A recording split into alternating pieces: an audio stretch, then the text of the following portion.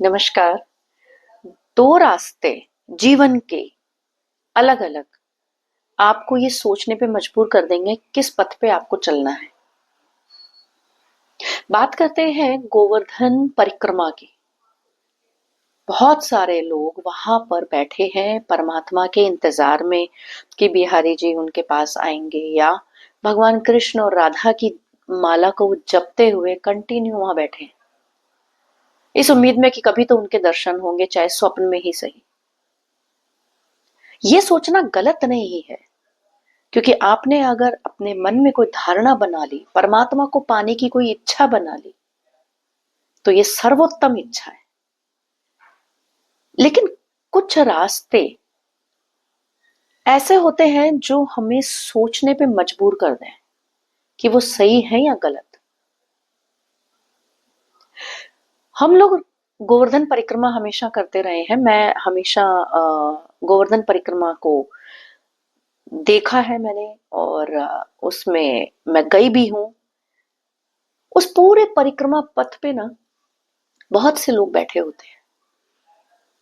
अभी कुछ समय पहले ही एक कम से कम 40-45 साल का व्यक्ति, युवा व्यक्ति, काफी अच्छे पद पर आसीन, उसने अपना पद छोड़ा, परिवार छोड़ा, अपने बीवी और बच्चों को छोड़ दिया, बूढ़े माता पिता को छोड़ा, और वहां उस परिक्रमा पथ पे बैठ गया। बात जब आसपास के लोगों से पता चली तो ये था कि वो भयंकर कर्ज में डूबा हुआ था, और सिर्फ उसे अब भगवान का ही आसरा था कि उस कर्ज से उसको वो परमात्मा उबार सके।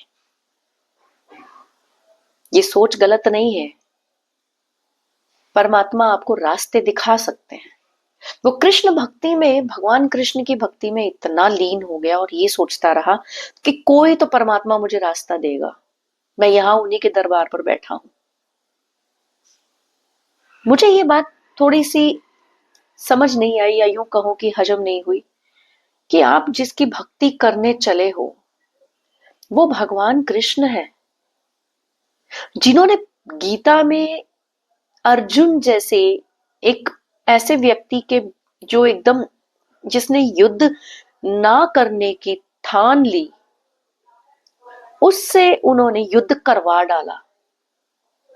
वो भगवान कृष्ण की आराधना करने चले हैं, जो कर्म योग को सर्वोत्तम समझते हैं। कर्मण्यवाधिकारस्ते मां फलेषु कदाचन पे विश्वास करने वाले भगवान कृष्ण की जो भक्ति करता है, वो क्या सब कुछ छोड़ करके उस पथ पे बैठा रहेगा? क्या भगवान उसकी भक्ति को एक्सेप्ट कर लेंगे? ये बात मुझे समझ में नहीं आई। मुझे लगता है कि उन्हें अपने कर्म, अपने क्षेत्र से पलायन तो कभी नहीं करना चाहिए था, अगर वो भगवान कृष्ण के सच्चे भक्त होते। एक दूसरा और मैं आपको उदाहरण देना चाहूंगी। जो बच्चा सिर्फ 12 साल का है, उसकी फोटो भी आपको यहां दिखाई दे रही होगी।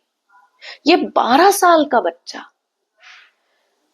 अब तो खैर ये 15-16 साल का है, पर ये जब 12-13 साल का था तब इसने अपना घर छोड़ दिया, और इसी परिक्रमा पथ पे, वृंदावन में, हर जगह जहां जहां इनको परमात्मा का आभास होता है, जहां जहां राधा जी और कृष्ण मिलन की इनको आस होती है, ये वहां पहुंच जाता है।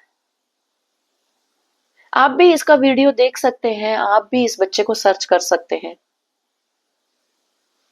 इस बच्चे को जॉइंडिस हो गया था और इसके बचने की कोई संभावना नहीं थी।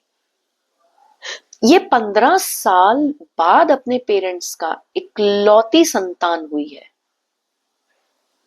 आप समझ सकते हैं उन पेरेंट्स के बारे में, कि जिन्होंने 15 साल बाद एक पुत्र को जन्म दिया, और वो जब खुद 12-13 साल का हुआ तो सब कुछ छोड़कर वो बच्चा यहाँ आके बैठ गया, परमात्मा की आराधना करने के लिए बैठ गया।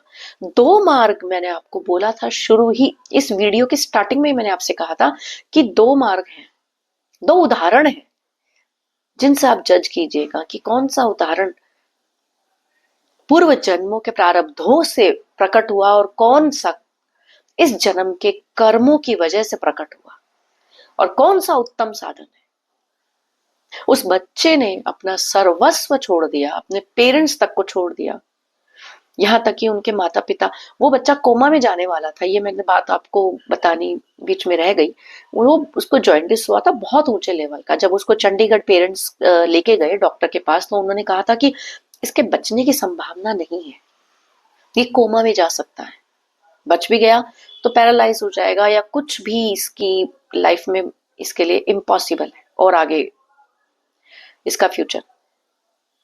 लेकिन वहीं एक कान्हा जी की मूर्ति के आगे, वहीं अस्पताल में, आपको पता होगा हॉस्पिटल्स में होता है, तो उन्हीं के प्रसाद को उन्होंने पेरेंट्स ने खिलाया उस बच्चे को कुछ दिन, और वो बच्चा कोमा से बाहर आ गया। वो एकदम तंदुरुस्त हो गया, जिसकी फोटो आपको यहाँ दिखाई दे रही होगी। इस बच्चे को ठीक होते ही इस बात का आभास हो गया कि कुछ तो परमात्मा में शक्ति है, कुछ तो शक्ति है।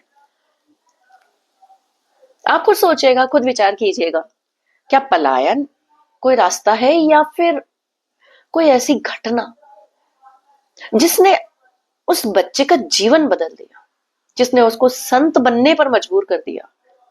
वो मजबूरी तो नहीं है शायद, वो प्रेम है, वो परमात्मा के प्रति समर्पण है कि जिसने उनको जीवन दान दिया, वो उनके उनको पाने के लिए अपना संपूर्ण जीवन उनको समर्पित कर रहा है। ये भाव, ये श्रद्धा, इससे बढ़कर और कोई बात हो नहीं सकती। समर्पण का सबसे प्यारा उदाहरण था ये।